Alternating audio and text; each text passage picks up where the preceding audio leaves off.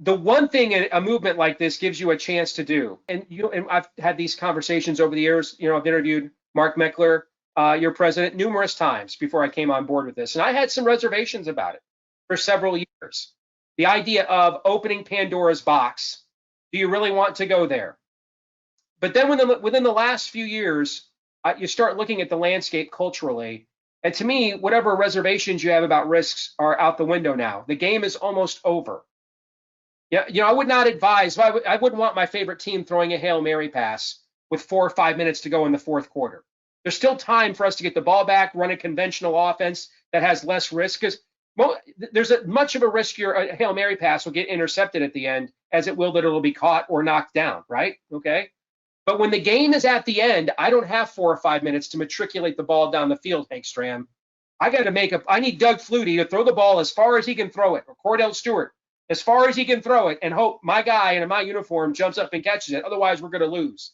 And that's what I look at this as. This process allows you to take matters into your own hands. Because here's the thing, you can send 12 Ted Cruzes to the U.S. Senate, and that'd be great. As long as they're under the thumb of Mitch McConnell, a Senate Majority Leader, a little bit of leaven ruins the whole batch, right? And then you're at the mercy of how good are those guys at navigating their way through Washington around those people. This process empowers you. Yes, there is a risk with this. Don't let anybody tell you there isn't. But at least you know that you are in control. That those risks could not be exploited unless you don't show up, unless we don't do our part. You are the master of your own fate in this process. You're in control. You're not at the control of whether Kevin McCarthy is gonna protect Liz Cheney or get rid of her or not. This puts the people directly in power.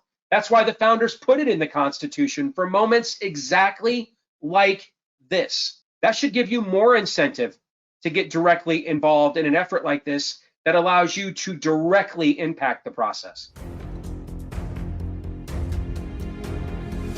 I'm here live in Philadelphia at the Tomb of the Unknown Soldier. When you hear the phrase lives, fortunes, and sacred honor, these are the folks we should think of, those who anonymously gave their lives. Well, today you have a chance to volunteer. You need to volunteer for conventionofstates.com, the movement that's going to save the country. These folks are willing to step up and give everything. We need you to give just a little bit. Go to conventionofstates.com and volunteer today.